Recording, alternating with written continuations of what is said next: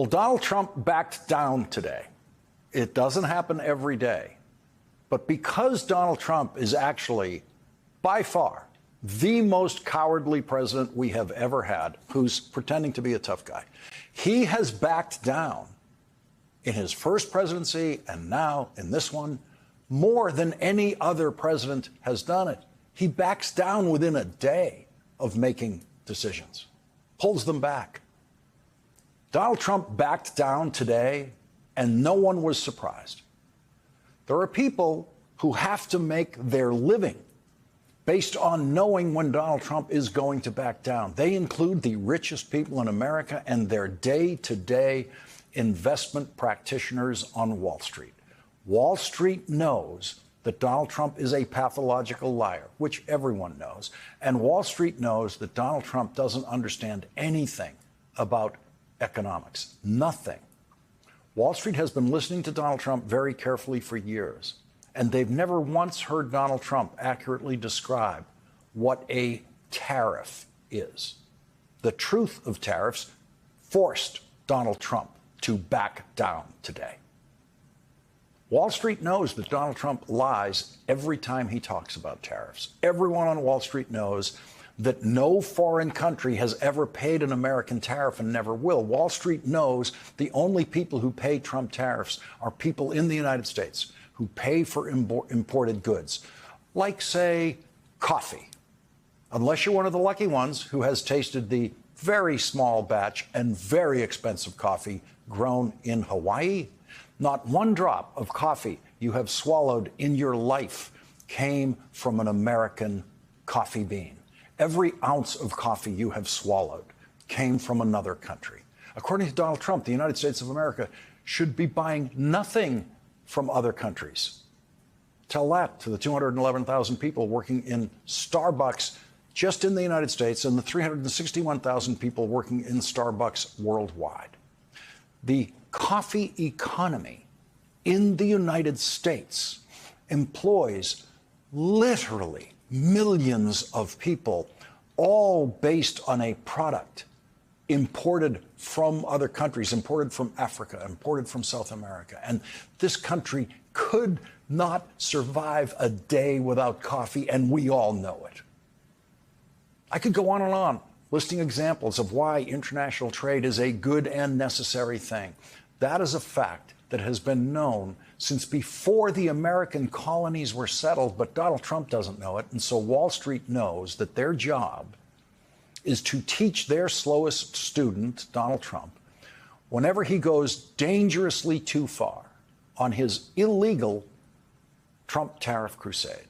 And the Trump tariffs are illegal because the Constitution puts Congress exclusively in charge of tariffs, just as Congress is exclusively in charge of income tax rates, but a provision that entered federal law during the Cold War provided the president with the authority to change individual tariffs only for national security reasons. The intention at the time was to allow the president to personally change tariffs in the event of war. No one writing that law thought that such tariffs could ever, under any circumstances, be imposed by the President of the United States on the most faithful and peaceful and supportive neighbor any country in the world has ever had, Canada. And so lost in the noise about the Trump tariffs is that very simple fact that they are illegal because none of them have the slightest relationship to national security. Wall Street did its job today and forced Donald Trump to back down from the most destructive aspect of his demented and illegal Trump tariffs on Canada and Mexico, the tariffs on automobiles entering the United States from Canada and Mexico. After 24 hours of that tariff being in place and probably not actually being paid by anyone, Donald Trump backed down, really backed down. And it was a classic Trump reversal, which he pretends is not a reversal, saying that he's going to pause the tariff on automobiles from Canada and Mexico for 30 days. And he will pause it again. He will back down again. That tariff will probably never go into effect because Donald Trump will back down, because Wall Street will once again convince Donald Trump of just how insane that idea is. Wall Street does that by reacting defensively to the Trump tariffs, which means a dramatic drop in the stock market as investors seek safety in the middle of the Trump economic chaos, and they sell off stocks. That's what happened the first time Donald Trump had his tariffs ready to go against Canada and Mexico. The stock market collapsed, and Donald Trump was able to withstand about 2 hours of the collapse the day before the tariffs were supposed to go into effect. And by lunchtime, then, Donald Trump announced that he was going to pause those tariffs. He wasn't going to put them into effect the next day. He would pause them for 30 days. Then the stock market started to work its way back up the next day. This time around, the stock market thought they'd figured out Donald Trump. They believed Donald Trump would pull the same trick. He'd lie and threaten the tariffs, and then at the last minute, pause the tariffs. He would not impose the tariffs. But this time they guessed wrong. And the most economically ignorant president in history actually did impose those tariffs yesterday. And once again, the stock market crashed. In the middle of the trading day today, when the White House announced that Donald Trump would pause the tariffs on automobiles for 30 days, the stock market digested that news and started to go back up, to exactly no one's surprise. One of Donald Trump's favorite lies until last night was that the stock market just loves him and that the stock market was never higher than under his first Trump presidency. And that was a lie, of course. The stock market was higher under President Biden than it was under Donald Trump's presidency. In fact, the highest point the stock market has ever reached in its history was in Joe Biden's last month of the presidency. And last night, Donald Trump spoke for 99 minutes in an incoherent, rambling, lifeless, exhausting presentation with nothing designed to appeal to anyone who hasn't already voted for him. Presidents use addresses to Congress and to the nation to try to reach out to voters that they don't already have on their side. Not Donald Trump. In those rambling 99 minutes, Donald Trump never said the words stock market. When is the last time you heard Donald Trump give a long, self-congratulatory speech without telling you how great the Trump stock market is doing? Donald Trump was appearing, giving that speech on the night of a stock market crash caused by him, and he didn't say a word about the stock market in his address to Congress and the country, a country that was worried about the stock market. Not one word. The stock market crash was created by 1 day of the Trump tariffs being in effect. 1 day. 1 day. And at the end of that 1 day, Donald Trump stood up in the House of Representatives and addressed the Congress and the nation, and he did not say one word about what happened that day because of his tariffs. He said nothing about the tariffs that went into effect yesterday. Nothing about that in his speech. The single biggest news of the day worldwide, created by Donald Trump, the Trump tariffs, not mentioned by Donald Trump in that speech last night because he was afraid of what he did. He was standing there last night terrified of what he did with those crazy tariffs. He was so afraid of what he did that he literally did not know what to say about it last night. He talked about tariffs generally, but not about what he had actually done yesterday. And here's one of the things he said about tariffs that actually proved his tariffs are illegal. Tariffs are about making America rich again and making America great again, and it's happening, and it will happen rather quickly. There'll be a little disturbance, but we're okay with that. It won't be much. It's supposed to be about national security. His tariffs are legally supposed to be about national security. That's the only way they can be legal. Donald Trump is too ignorant, of course, to know that he was admitting in that statement that his tariffs are illegal. And of course, by a little disturbance, he meant a stock market crash and increasing prices here in the United States. The biggest problem Donald Trump ran into yesterday when he finally decided to go forward with the stupidest economic idea ever advanced by a president of the United States is that the world stopped listening to Donald Trump about tariffs yesterday.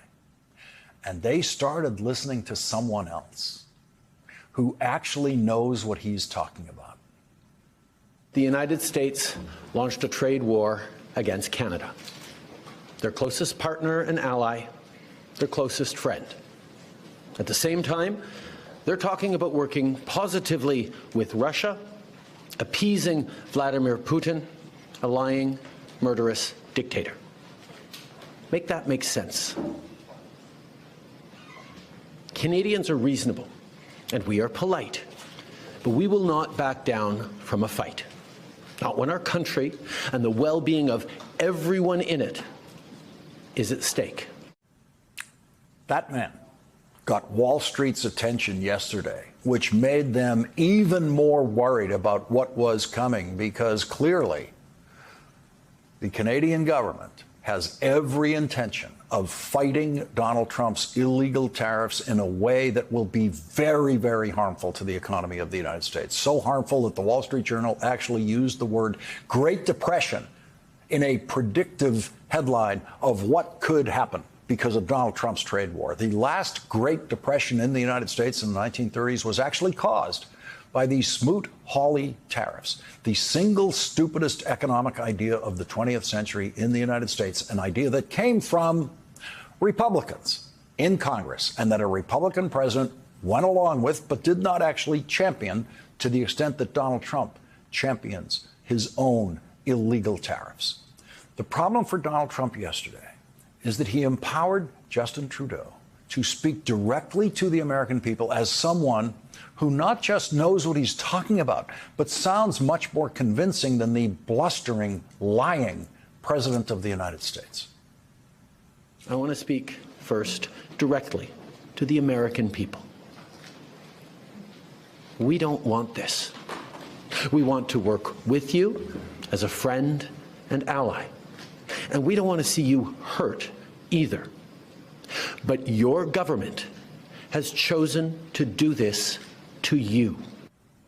Your government has chosen to do this to you. And of course, by your government, everyone in the United States and Canada and the world knows that he means Donald Trump. Donald Trump has chosen to do this to you. He chose, of course, action yesterday that would add $20,000 to the price of American cars, Dodges, Dodge Ram pickup trucks, Fords, American cars sold in the United States that in the course of their assembly often cross the Canadian border through Michigan more than once in the complex manufacturing process we have now. Your government has chosen to put American jobs at risk, at the thousands of workplaces that succeed because of materials from Canada or because of consumers in Canada, or both. They've chosen to raise costs for American consumers on everyday essential items like groceries and gas, on major purchases like cars and homes, and everything in between. They've chosen to harm American national security, impeding access to the abundant critical minerals, energy, building materials, and fertilizers that we have and that the United States needs to grow and prosper. They've chosen to launch a trade war that will, first and foremost, harm American families. Who are you going to believe? That guy? Or the guy who lies about who actually pays tariffs? Donald Trump backed down today to that guy. The Wall Street Journal knows that Americans pay the Trump tariffs. The Wall Street Journal knows that no one else can pay the Trump tariffs. Only Americans can pay the Trump tariffs, which is why the Wall Street Journal sees the potential for a Great Depression in what Donald Trump is doing. The legal pretext your government is using to bring in these tariffs is that Canada is apparently unwilling to help in the fight against illegal fentanyl. Well, that is totally false. Let's look at the facts. Our border is already safe and secure. Far less than 1% of fentanyl flows and less than 1% of illegal crossings into the United States comes from Canada. 43 pounds The total amount of fentanyl that crossed the Canadian border into the United States in a year is 43 pounds. You could bring that in the trunk of your car. You could hide it under this desk. That is not a national security threat to the United States of America. Prime Minister Trudeau pointed out that Donald Trump is violating his own law that he said was the greatest trade deal in history. Donald Trump initiated a renegotiation, a rewrite of the North American Free Trade Agreement during his first presidency. He renamed it the United States-Mexico-Canada Agreement and signed it, as did Justin Trudeau and President of Mexico. Donald Trump said then it's the greatest trade deal ever negotiated, of course. That's the current trade law with Canada and Mexico right now, until Donald Trump decided to change it. Why would he have to change the greatest trade deal ever negotiated? He negotiated it. That's what he told us it was, the greatest trade deal ever negotiated. NBC News is reporting that Donald Trump is very upset that his mass deportation plan is not going well. It is not mass at all. NBC News reports a source familiar with Trump's thinking said the president is getting angry that more people are not being deported and that the message is being passed along to border czar Tom Homan. It's driving him nuts. They're not deporting more people, said a person familiar with Trump's thinking. Driving him nuts. So far, Donald Trump is on track to deport fewer people this year than President Obama did in a typical year. And so, to distract from his failed promise of mass deportations, Donald Trump apparently decided to play with tariffs and earn himself a prediction of a Great Depression from the Wall Street Journal. Republicans in the House of Representatives failed today in their desperate attempts to humiliate a group of Democratic mayors who they accused of not being eager enough to help Donald Trump deport people. If you watch the hearing, other than the embarrassing presence of New York's Mayor Eric Adams, who is still under indictment for bribery and was treated like a visiting dignitary by the Republicans, what was actually on display was an astonishing demonstration of Democratic Party competence and political talent in the city halls of Chicago, Denver, and Boston. Boston's Mayor Michelle Wu, who is herself a daughter of immigrants, was nursing her infant baby daughter during recesses in the hearing. She said this when she was asked about Trump's so-called border czar threatening to bring what he called hell to Boston. Shame on him for lying about my city, for having the nerve to insult our police commissioner who has overseen the safest Boston's been in anyone's lifetime. Bring him here under oath and let's ask him some questions. I am here to make sure that the city of Boston is safe. Others may want to bring hell. We are here to bring peace to cities everywhere because our gun laws are the strongest in the nation, because our officers have built relationships over decades, and because all of our residents can trust that when they call 911 in the event of an emergency or to report a crime, help will come. This federal administration's approach is undermining that trust. This federal administration is making hardworking, tax-paying, God-fearing residents afraid to live their lives. A city that's scared is not a city that's safe. A land ruled by fear is not the land of the free. We are the cradle of democracy and the city of champions. We are all of these things not in spite of our immigrants, but because of them. Well, the false narrative is that immigrants in general are criminals or immigrants in general cause all sorts of danger and harm. That is actually what is undermining safety in our communities. If you wanted to make us safe, pass gun reforms. Stop cutting Medicaid. Stop cutting cancer research. Stop cutting funds for veterans. That is what will make our city safe. Like so many Boston Catholics, she had her ashes on her forehead today on Ash Wednesday. There were some words that were very conspicuously absent from Donald Trump's marathon speech last night, words like Medicare and Medicaid. Here's the last thing Donald Trump said about that before last night's speech. Social Security won't be touched. Other than if there's fraud or something, we're going to find it's going to be strengthened, but won't be touched. Medicare, Medicaid, none of that stuff is going to be touched. Won't be touched. He didn't say that last night. He said Social Security is full of fraud, which is a lie, and he literally never mentioned the existence of Medicare or Medicaid. Exactly a year ago in that same chamber, the President of the United States did mention Medicare, Medicaid, and Social Security in a way that infuriated the Republicans sitting there, President Joe Biden, in the best televised State of the Union address I have ever seen, provoked loud objections from the Republicans when he accused them of wanting to cut those programs. Many of my friends on the other side of the aisle want to put Social Security on the chopping block. If anyone here tries to cut Social Security, Medicare, or raise the retirement age, I will stop you.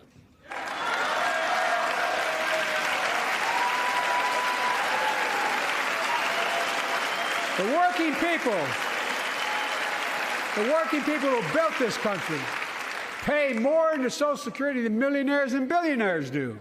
It's not fair. We have two ways to go. Republicans can cut Social Security and give more tax breaks to the wealthy. You see that little head shaking no, sitting there behind the president? Speaker Mike Johnson shook his head no when Joe Biden said Republicans want to cut Social Security and Medicare. We have two ways to go. Republicans can cut Social Security and give more tax breaks to the wealthy. That's the proposal. Oh, no. You guys don't want another $2 trillion tax cut? I kind of thought that's what your plan was.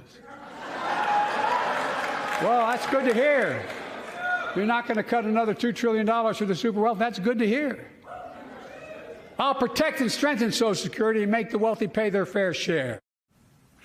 Best, quickest, most effective ad lib by a president in a State of the Union address. In that live moment of negotiating with the Republicans right there in front of everyone, Joe Biden saved Social Security, Medicaid, and Medicare from Republican attacks for another year. There was no pledge last night from Donald Trump to not touch Social Security, Medicare, or Medicaid because every Republican in the House of Representatives, except one, has already voted to, at minimum, dramatically cut Medicaid by $880 billion. They voted for that in a budget resolution that is a promise to vote for exactly those cuts in what they call a budget reconciliation bill when that bill comes through the House. It is impossible to achieve the trillions of dollars in budget cutting that Elon Musk is promising, that Donald Trump is promising, that the Republicans in the House and Senate are promising without the biggest cuts to Social Security, Medicare, and Medicaid in history. For Social Security, that means cutting the amounts of money you will receive from Social Security. For Medicare, that means increasing the amounts of copays you have to pay and reducing the amount of medical coverage that Medicare provides to you. For Medicaid, it means cutting the amount of health care coverage Medicaid provides and disqualifying current recipients and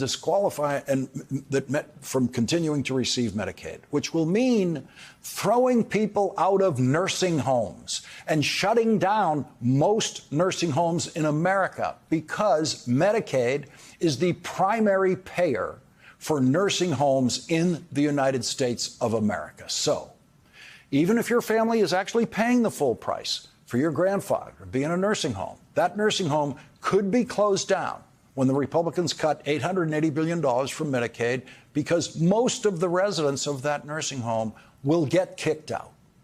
And there won't be enough residents who can pay the full price to keep that nursing home operating. Our health care system is very complex, as in that example I just gave you. And Medicaid and Medicare support much more in our health care system than just the patients who are the direct beneficiaries of those programs. And Donald Trump doesn't know that. If the Republicans have their way, your local TV station will be covering the days when some of the oldest people in America are being kicked out of their nursing homes after the guy who promised Sean Hannity he wouldn't touch Medicaid rips Medicaid coverage away from the poorest people in this country and the oldest people in this country. And that is the plan. And that's why Donald Trump did not dare to say the word Medicaid last night. That's why Republican members of the House of Representatives who have already voted for those Medicaid cuts have been told by the congressman in charge of funding congressional campaigns to stop doing town hall meetings where voters can voice their fears about what's going to happen at their local nursing homes. If you're one of the people, or if your grandmother is one of the people who gets kicked out of her nursing home because of Donald Trump and the Republican Congress, you're going to suffer something even worse than the Great Depression the Wall Street Journal is predicting if Donald Trump doesn't continue to back down.